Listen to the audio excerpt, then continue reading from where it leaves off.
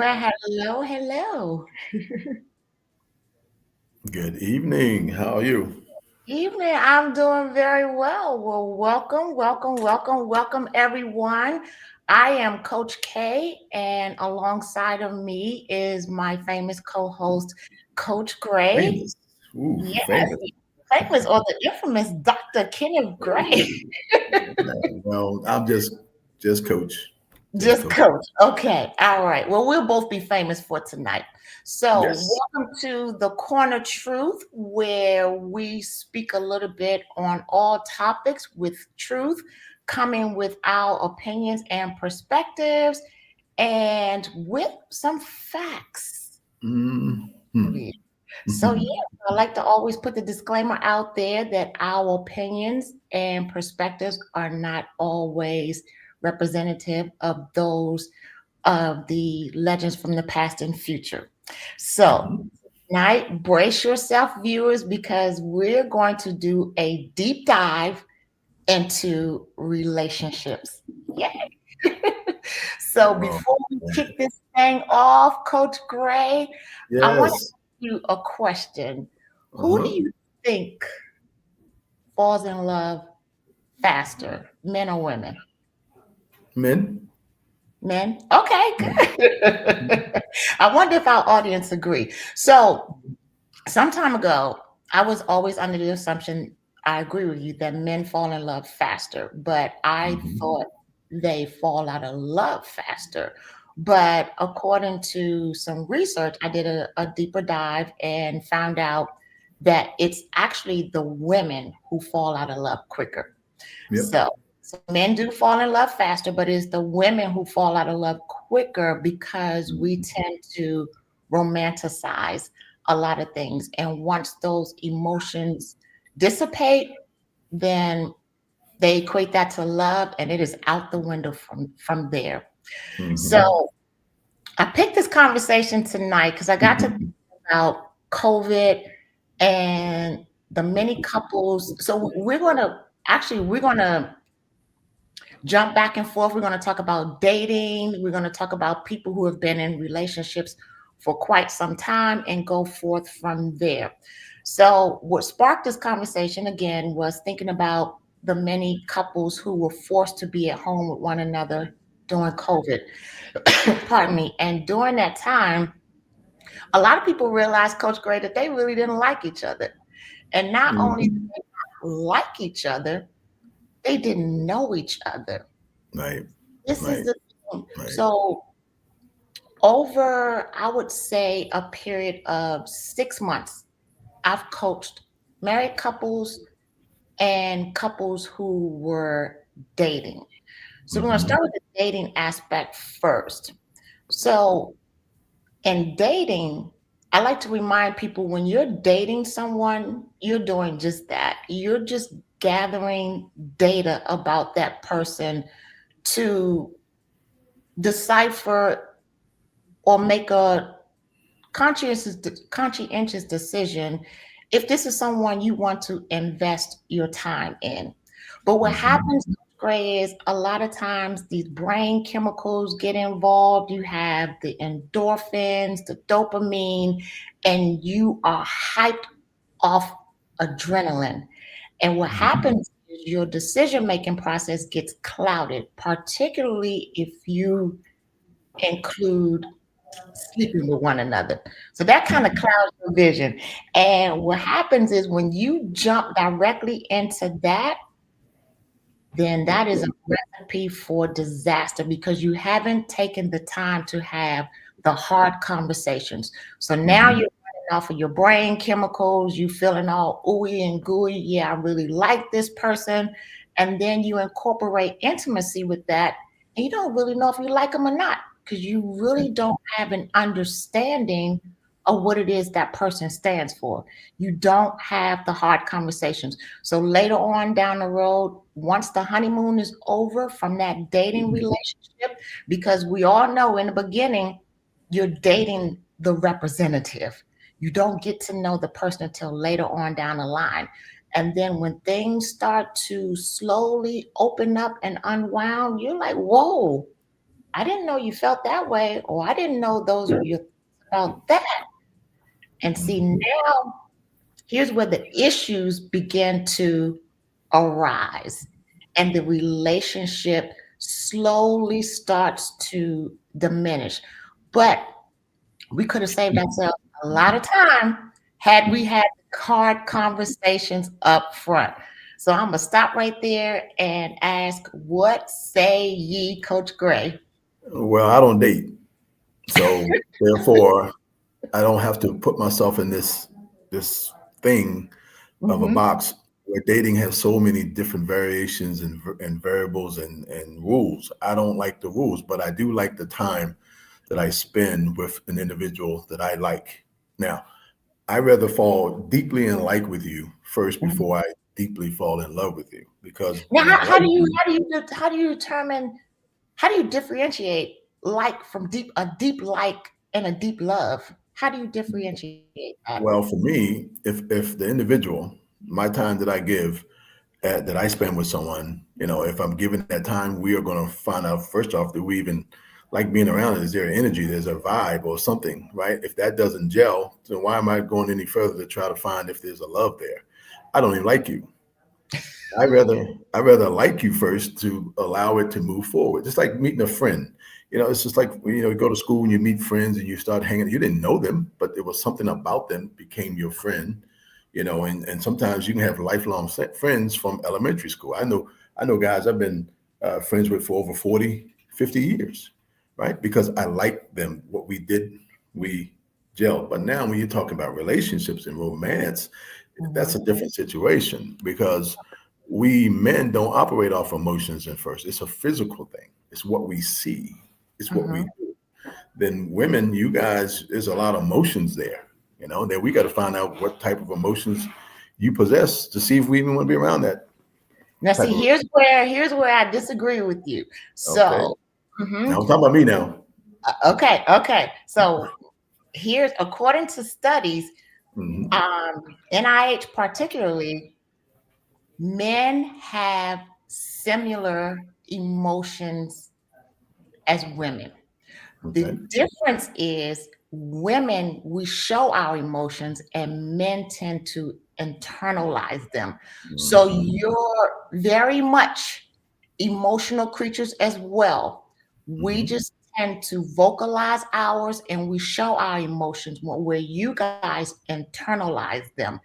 And a lot of times that's because it goes back to, I believe, the conversation we had last week. Men need to find that safe haven to be vulnerable with their emotions. But that doesn't mean that they're not just as emotional as women. And that's according to studies. That's not my opinion. But I agree with that. But it also has to be for the right woman. We don't do that with a lot of women. It's got to be that one person that we would Yeah, of be course. Yeah. vulnerable with. Yeah, yeah. So I agree that it's there, but the time that we put in and invest, it has to be an exceptional young lady. Hmm. Yeah, Okay. yeah. Okay.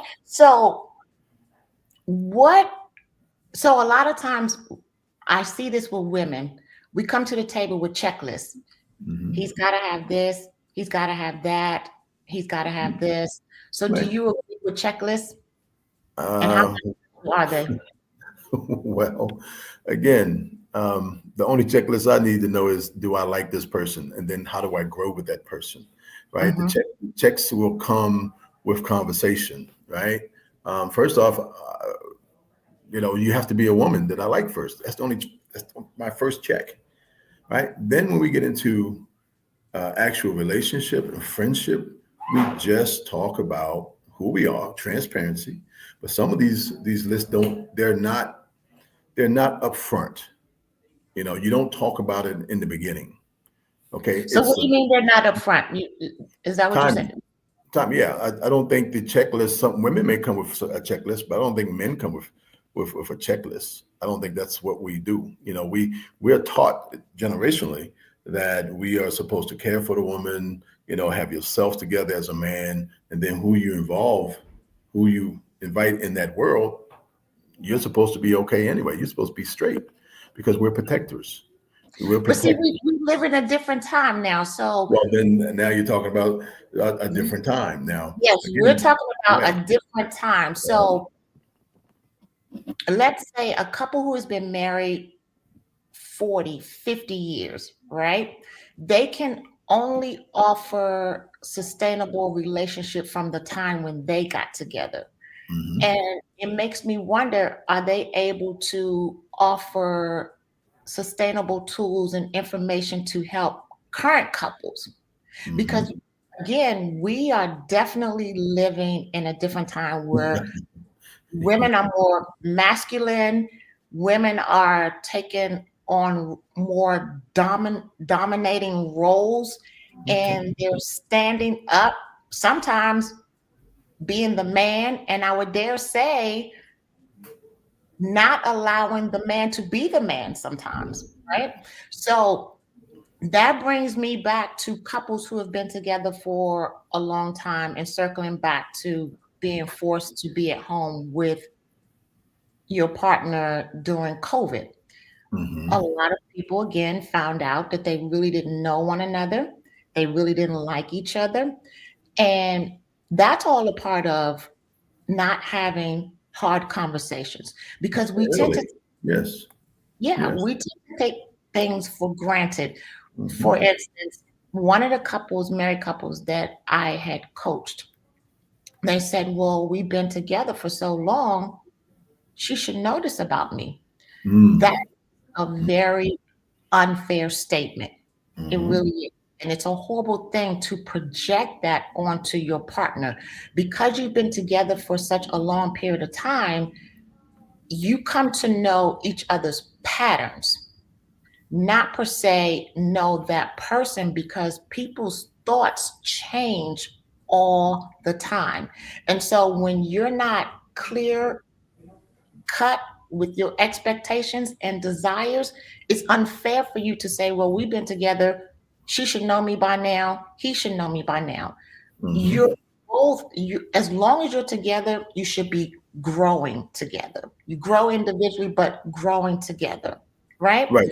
Right. So, like one of the listeners, she's commenting now.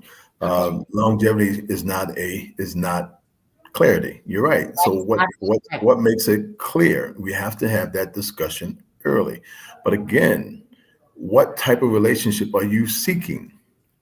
Okay, we're talking relationships. There are friendships.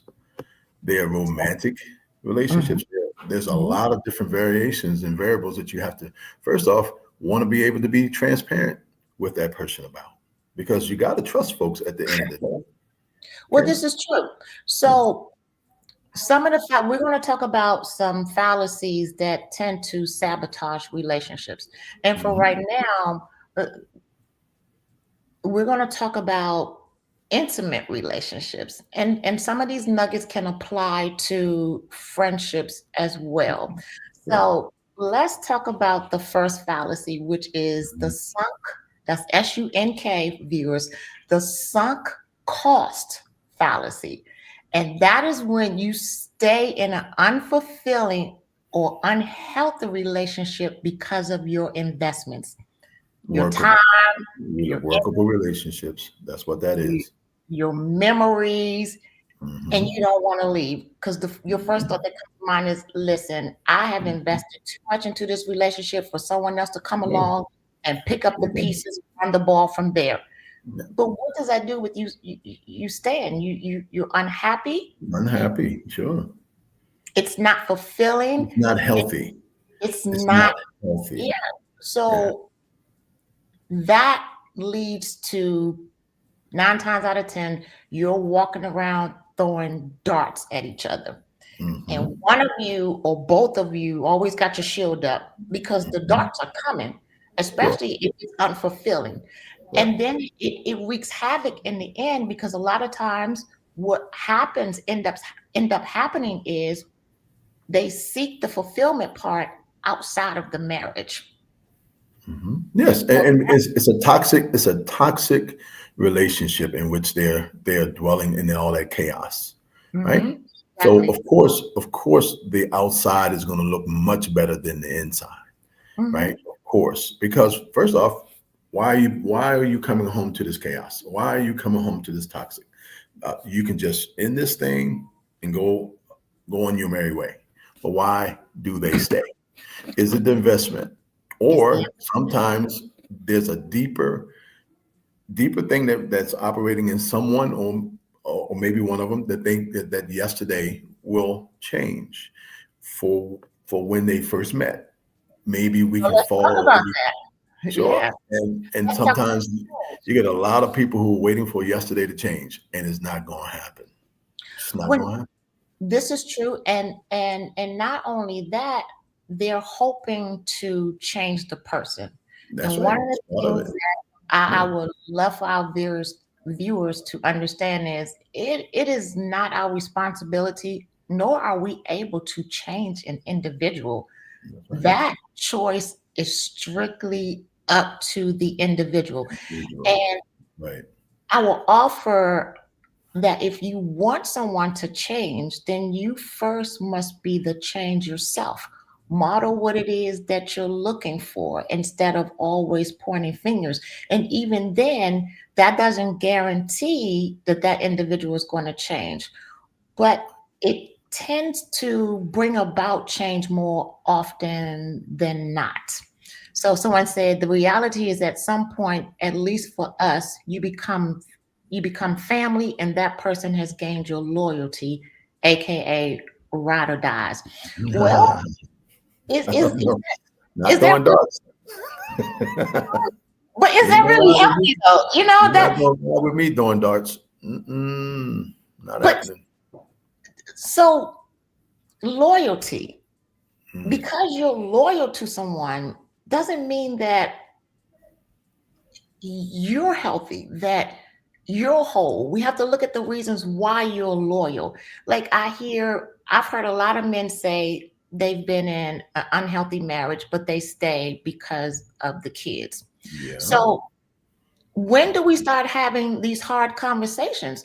At when you're in a relationship, a committed relationship, there are going to be times where he's going to run the offense and you're going to have to play the defense, and vice versa. She's going to Mhm. play the defense or the offense, and he's going to have to run the defense. But Right. the important thing is that we don't lose sight, or that they don't lose sight of the common goal. The common goal is you're in the game together. So if you're in the game together, you should be in it to win, right? Right. So that brings me to the next fallacy. It's four of them. So the first one we talked about was the sunk cost fallacy. The next one is the confirmation bias. And this one kind of reminds me a little bit of the cognitive dissonance. But a confirmation bias is when you look for all of the evidence to support your pre-existent pre-notions about this person, while No disregarding, flag signs. yes, with disregarding Yeah. evidence that contradicts your pre-existing notions. So I'm gonna Mm. repeat that again. Confirmation biases is when your brain goes on a journey. Again, it's kind of like the cognitive dissonance. Your brain goes on a journey and it starts looking for all of this evidence to support what you've already conjured up in your mind about this person, Mhm. rather than disregarding the information that That's contradicts before that. you. That's right. Yes. That's right. So it's like having that kind of lets me know right there that that's a bailout.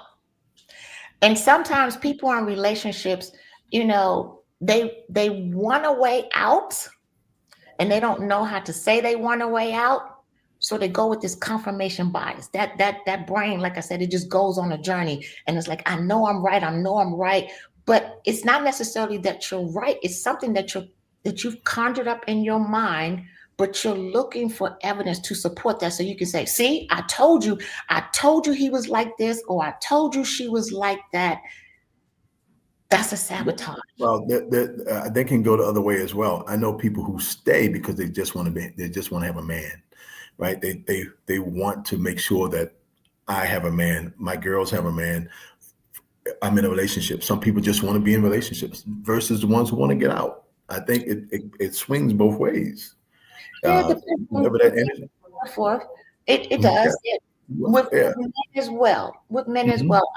As a matter of fact, I know a couple now that's currently dating, and they've been Mhm. dating for quite some time. And I had a conversation with this individual. I'm like, you're not really into her. So Right. basically, she's Right. a space saver for you. Yeah. She's Yeah. a space saver Yeah. for you. And Yeah. I'm like, that is such an injustice. It's so unfair to her. Mhm. You Mhm. won't let her go. Yeah. You're leading her on, and you don't have the guts to tell her, Happens I all the time. feel the way that you do. She's expecting more. Something That's else right. is going to come of this.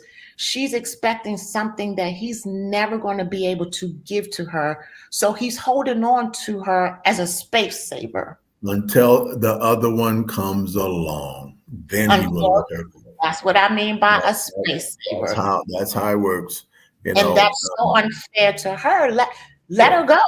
Let her be free to be with the person, her Yeah. person, who's actually out there waiting on her. But Or she's him. right now, you're blindsiding her, or you're leading her on, leading her to believe, you're giving her false hope. Set her Mhm. free. Let her go. Yeah. Let her Yeah. go. We do that to each other. People, men and women do that. It depends on the individuals that you're talking about, but it happens a lot.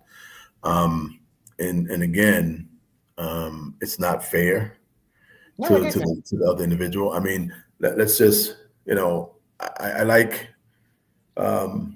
when you talk about a marriage relationship, when you talk about someone who's in a committed relationship but not married, who's a boyfriend or a girlfriend, whatever. Those are different things. Now, Yeah. when I married for everything and all because I stood before God and gave my word. That's the first thing. What came out of my mouth mattered. When she didn't want to be married anymore, okay, I took my ring off, but I knew I was very married. Why? Hmm. Because my marriage wasn't about, anything but my commitment, my my um my agreement to marry her forever until death do part. Once the divorce paper came in, well, then I didn't have to put that same energy in, right? Hmm. Leading up to that, hey, when something happened to her, I was responsible for it. Something happened to me, I was responsible for it. But the energy wasn't there. So again, when you're a boyfriend and you're not married, no, that's an altogether different situation. That's a Yeah, different again, situation. yeah. If you're not married, that's all the Yeah, more reason altogether to let different. that person go. Mhm, If mhm. you know Right. that you're looking for something more that Yeah. you are either unwilling or Mhm. incapable of offering that individual, that to me is complete selfishness. Yes, and that's why I like forever friends. Now, what do you mean by what does that mean, forever friends? What is Well, that? friends that they know where we are, where we stand. It's a friendship. Nothing's changing that, but that friendship can grow to be really amazing, right? Okay, I'm Um, confused. So you mean friends with benefits? What are we no, talking about? no, just amazing friends. It can be Okay. anything that you two decide will be part of your relationship. So there's no real what do you call definition of it. You make that friendship what it is among the two of you, what you agree to, how you decide to act. I had a friend. She was no intimacy, but amazing, amazing. So we could talk about things. We could talk about what was going on with her and me. It was no intimacy there, but there was a lot of loyalty, a lot of respect, and the vibe was there. So I enjoyed my friendship with her. Okay, so you're talking about friendship. Let's stay on track. We're talking about That's a couples. relationship. Well, but again, we're talking relationships too, right? It's Yeah. all again So, relationship but this one right, I'm talking about, on the couple realm. yeah, on the Okay. couple realm Yeah. right now. Yeah. So, hence that's why I brought up the couple that there's a couple that I know now, and it's Mhm. unfair because he's holding on to her Yes. as a Yeah, space I agree saver. with that. Yeah. I agree with that. So, but on the friendship part, I think it's very important that if you're a couple, that you do become friends first. Yeah, And a lot of times absolutely. there are distractions, a lot of distractions that prevent people from becoming friends. They get Mhm. in relationships and then they think, hey, I really care for this person, but you never really built a friendship. And then there's the flip side of that. Like you said earlier, people have married their best friends because Mhm. they've shared those intimate thoughts with one another. They took the time to get to know one another, and they took the time to have hard conversations. So what is it? Somebody said, like bills. I guess they're Yeah, talking it's- about frequency. All right. So the next fallacy is the negativity bias. And the mhm. negativity bias is when positive aspects get buried under criticism. Mm, mm.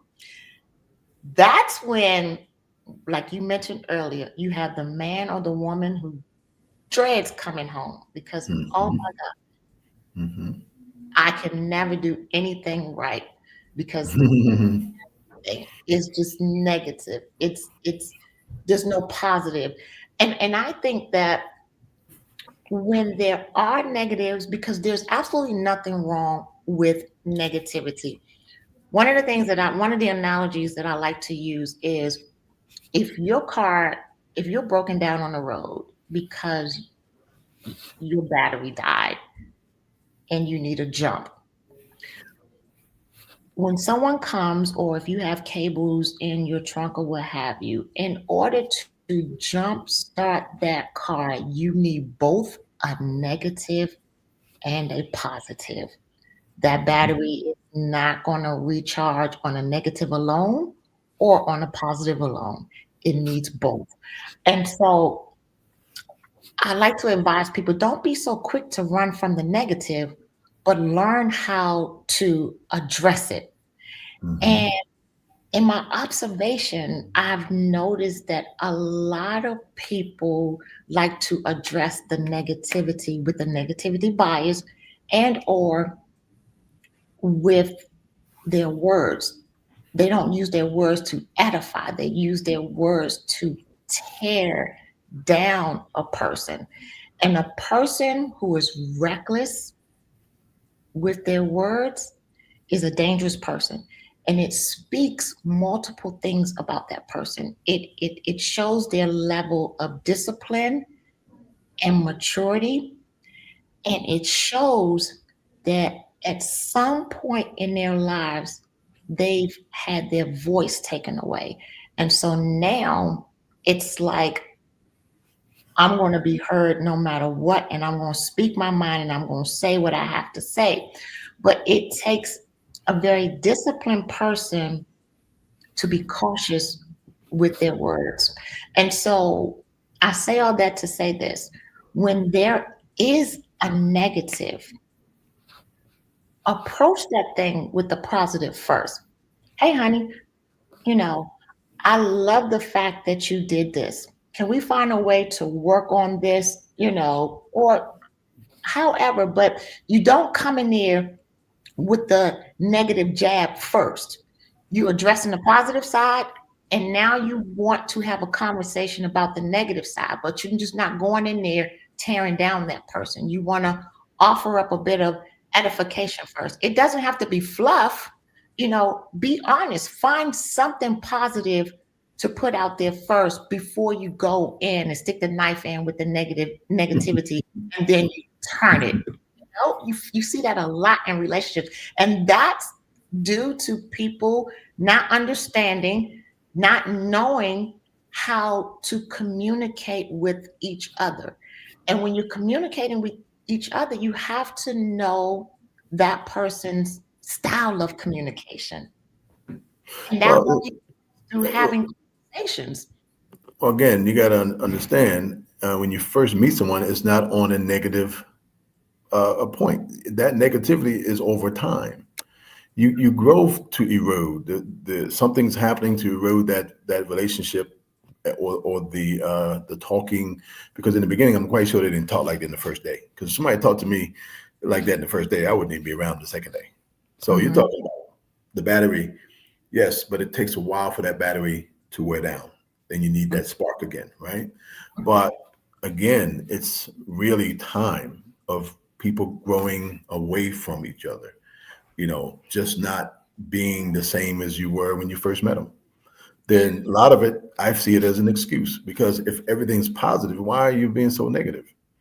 Okay, if I'm coming in from a positive point, but everything I say is a negative to her, that means she doesn't she's lost me. I'm not in her good grace and good standing. She doesn't like me, because clearly that's what that is. And then that's the time where we need to figure out. You're saying because you're speaking from a male's perspective, and I was male or female, it really doesn't matter. Yeah. So either one. Yeah, that's what we have seen. to do a little bit of self-examination. Hey, what role did I play into this person feeling? Yes, exactly. What role did I play in us? Because it's a team effort. What role did I play in us getting to this point?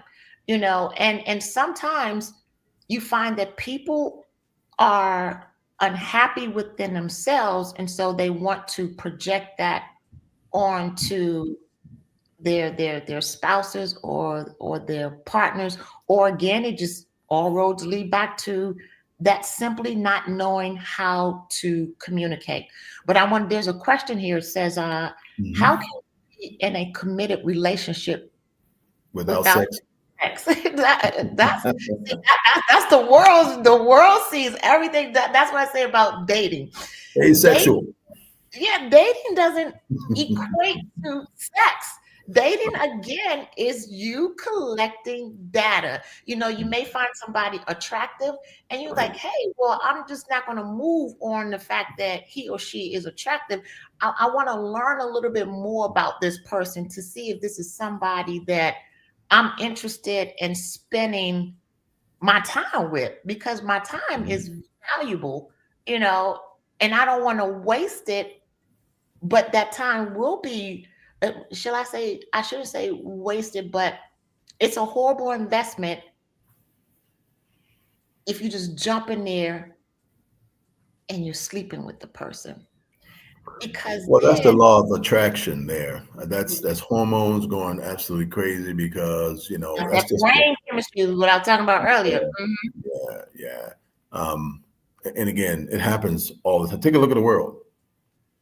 You think everyone was in love with one another? No, absolutely not.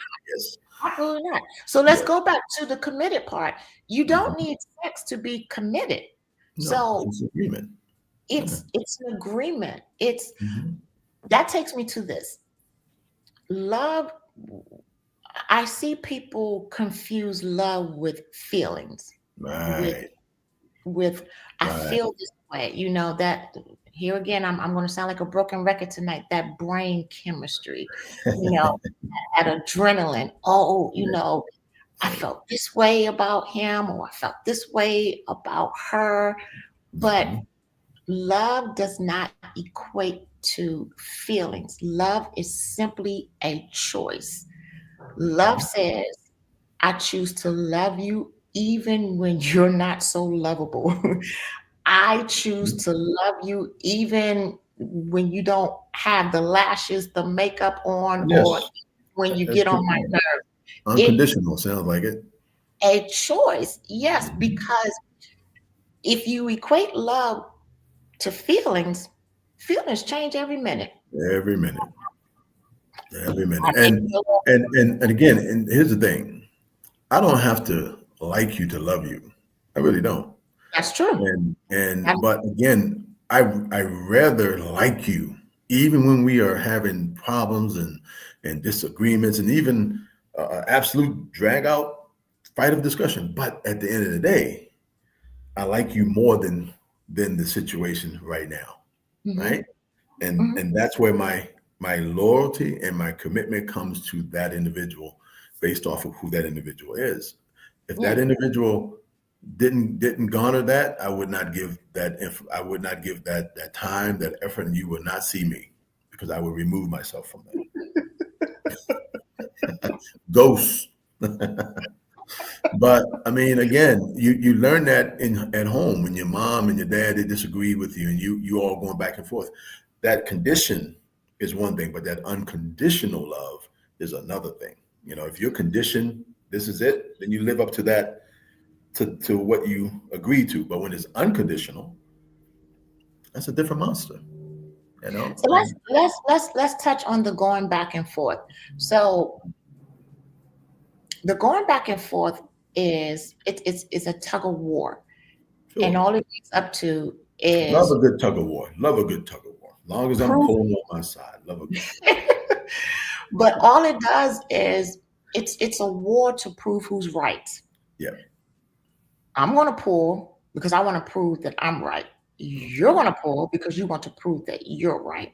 And Okay. so that's where pride and ego get in the way. Hmm. And it's at that point is when we need to take a step back and say, what carries the most weight? What's more important, Hmm. issue or the person? And Hmm. it takes a mature person to be able to do that. I'm not going to go back and forth with you. I don't have to prove anything to you. I don't have to prove that I'm right. But because I value you and I value this relationship, I'm going to let that situation go Okay.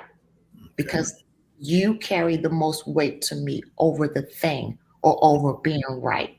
Hmm. And I think in my line of work, I see people who are incapable of doing that.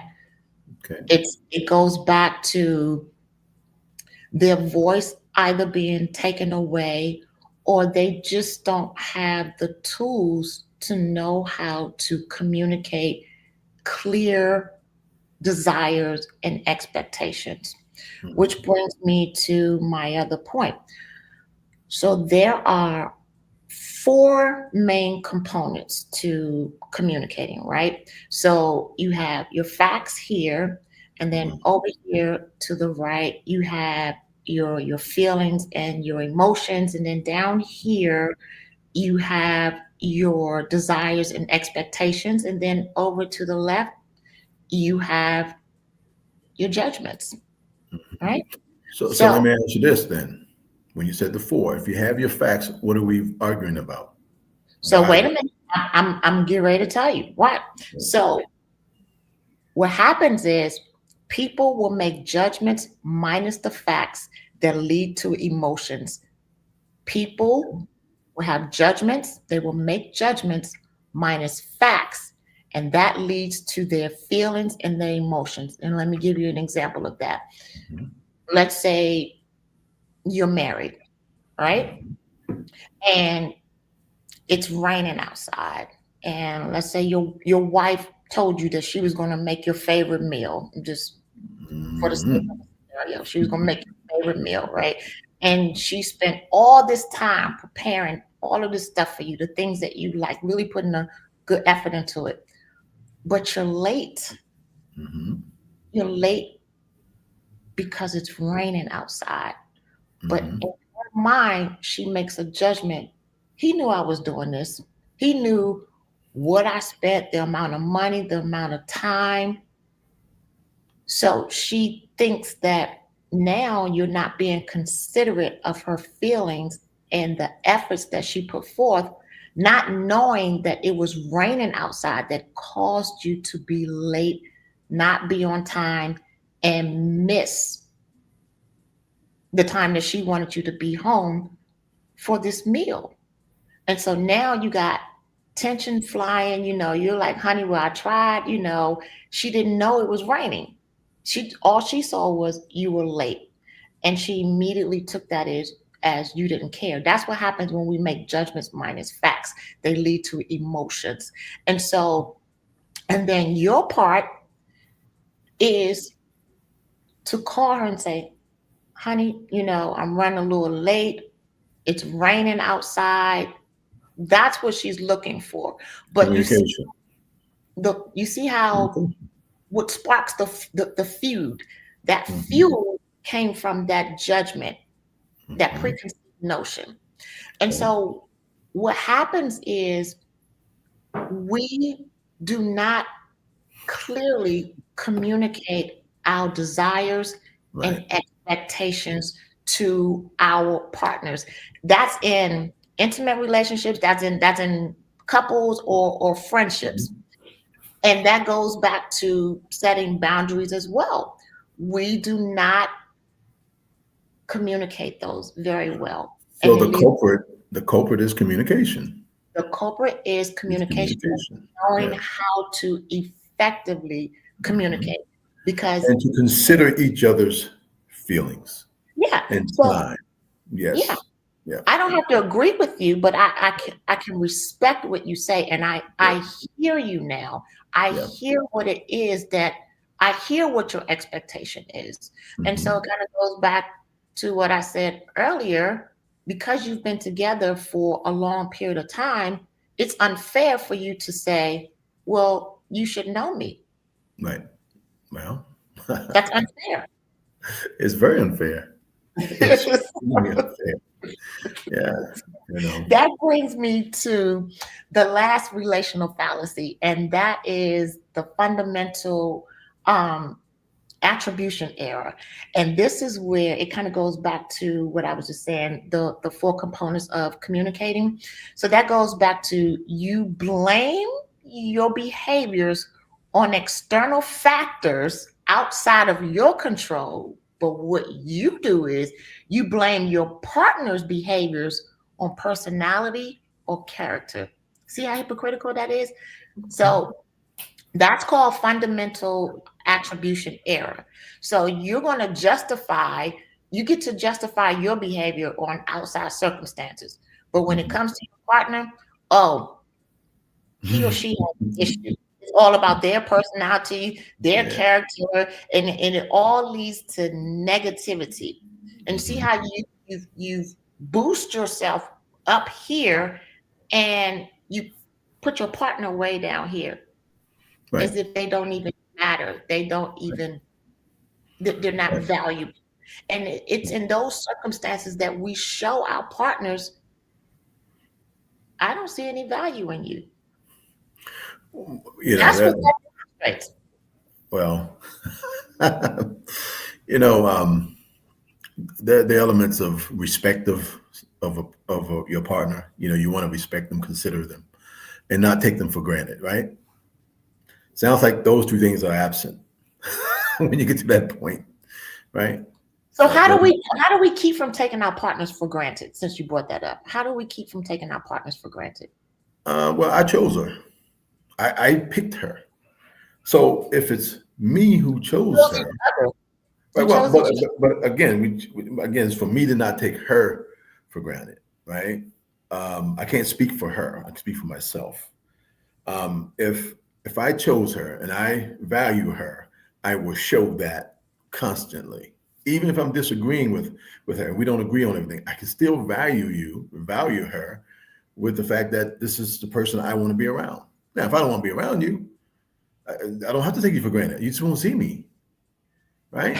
But if I'm with you, the thing that I don't want to do is make you feel like you don't matter. Okay, your time with me is a waste of time with me. If I got to make you feel like that, then I am the problem, not her. Me. Okay. Right. So you're talking about, at this point, you're talking about ownership. Well, what I own is the fact that I agreed to be with her. I own my Mhm. time, right? I own my time.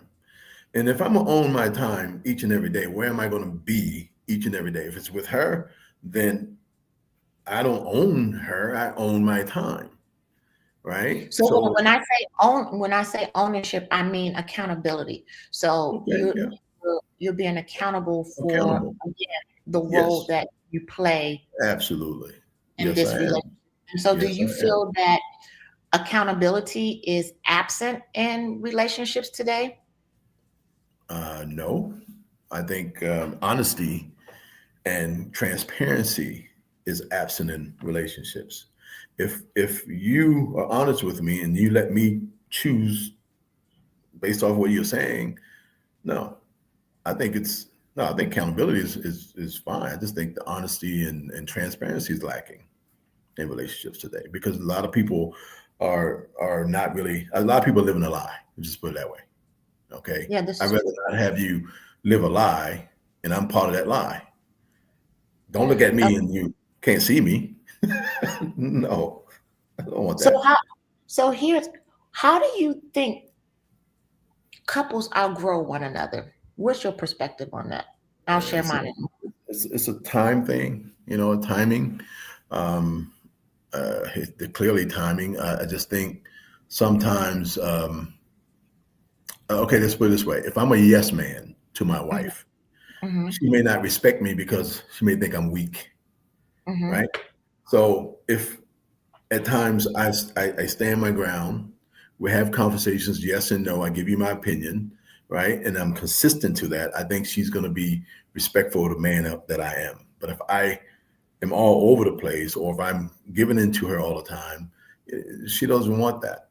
I think people lose respect very, very fast with relationships. So I think it's an attrition thing. I think it's an erosion thing. I think it's a time thing. I just think it's over time. Someone else outside, external, saying some things that we want to hear that we're not hearing with our spouse or our friends, Yeah. and we migrate to those things that we feel good, whether it's alcohol, whether it's smoking, whether it's time shared.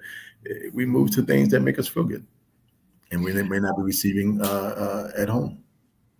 Okay, so you said it's a time thing, and I was going to address the distractions, but you say it's a time thing. Yeah, I think. My over time. So my opinion is it's not that you outgrow one another. It's simply, in my opinion, is you stop growing together. Mhm. And when you stop growing together, um, oh, you're very welcome, Andrea. Yeah, it's not that you outgrow one another. That's the narrative that's always being played here. Well, I've outgrown him, or you know, I've outgrown her. It's you just stop growing together. And it is imperative that you grow individually and then grow together.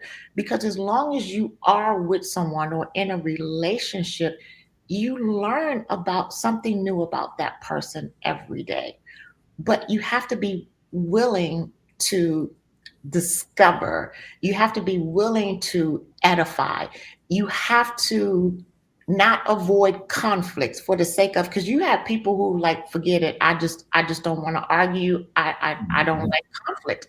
And so if you avoid conflict, you're never going to get to the root of the issue, because Mhm. 9 times out of 10, the situation that you're arguing about at this very moment is not even the root of your emotion as to why Mhm. you feel so strongly or passionate about what it is. Now that's where time come in. It's something that has occurred over time, and it's building up and building up, and it's like that volcano. It explodes. Sure.